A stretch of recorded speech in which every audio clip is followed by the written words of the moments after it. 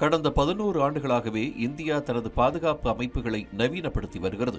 சுயசார்பு இந்தியா திட்டத்தின் கீழ் பல்வேறு அதிநவீன ஏவுகணைகள் மற்றும் வான் பாதுகாப்பு அமைப்புகளை இந்தியா முழுவதும் உள்நாட்டிலேயே தயாரித்து வருகிறது.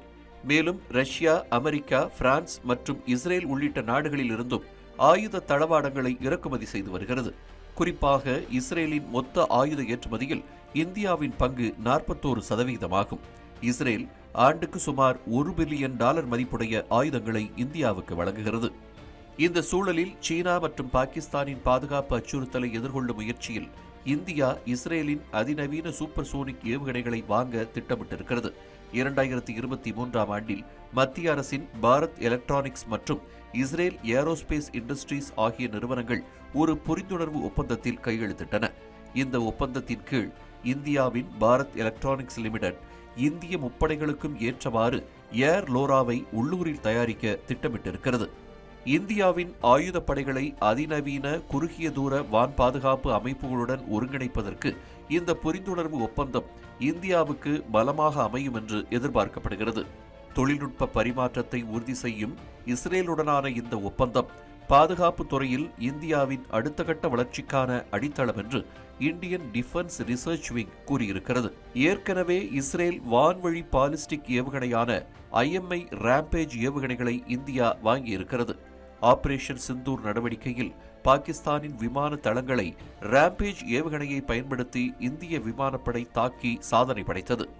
250 கிலோமீட்டர் தூரம் வரை சென்று தாக்கும் ராம்பேஜ் ஏவுகணையை விடவும் நீண்ட தூரம் சென்று தாக்கும் ஏவுகணைகளை இந்திய விமானப்படை வாங்க முடிவு செய்திருக்கிறது. அதன்படி 400 கிலோமீட்டர் தூரம் வரை சென்று தாக்கும் இஸ்ரேலின் ஏர் லோரா சூப்பர்சோனிக் ஏவுகணைகளை வாங்க இந்தியா பரிசீலித்து வருவதாக தகவல்கள் தெரிவிக்கின்றன.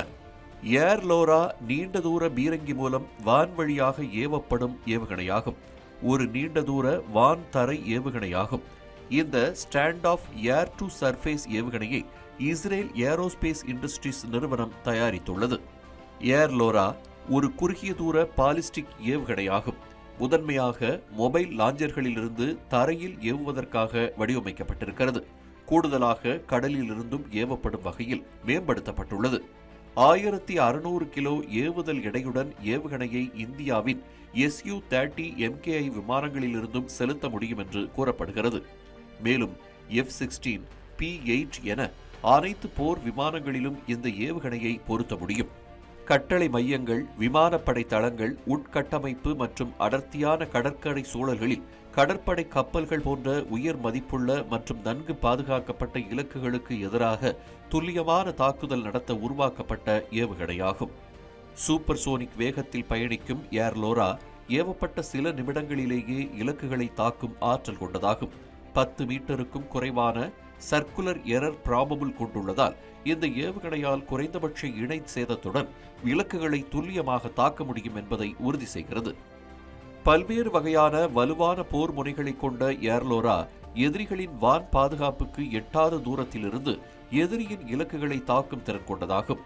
GPS சிக்னல்கள் மறுக்கப்படும் சூழல்களில் கூட துல்லியமாக இலக்கை தாக்கும் திறனுடையதாகும். 90 டிகிரி தாக்குதல் கோணம் என்பதால் இந்த ஏவுகணையின் வெற்றி விகிதம் 100% இருக்கிறது. இரவும் பகலும் மற்றும் அனைத்து வானிலையிலும் செயல்படும் இந்த ஏவுகணை fire and forget missile system ஆகும். ஏர் லோரா என்பது ஏவப்பட்ட பிறகு மற்ற வழிகாட்டுதல்கள் தேவையில்லை. மேலும் ஏர் லோரா அதன் இலக்கு ஒருங்கிணைப்புகளை விமானத்தின் நடுவில் மாற்ற முடியும். இது போர்க்கள சூழ்நிலைகளில் அதிரடி மாற்றங்களை உருவாக்க உதவுகிறது.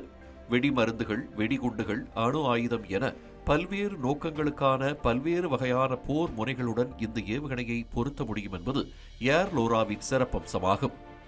எல்லைகளில் அண்டை நாடுகளின் அச்சுறுத்தல் அதிகரித்து வரும் நிலையில் நாட்டின் பாதுகாப்புக்காக இந்திய விமானப்படை மேலும் மேலும் வல்லமை மிக்கதாக வளர்ந்து வருகிறது.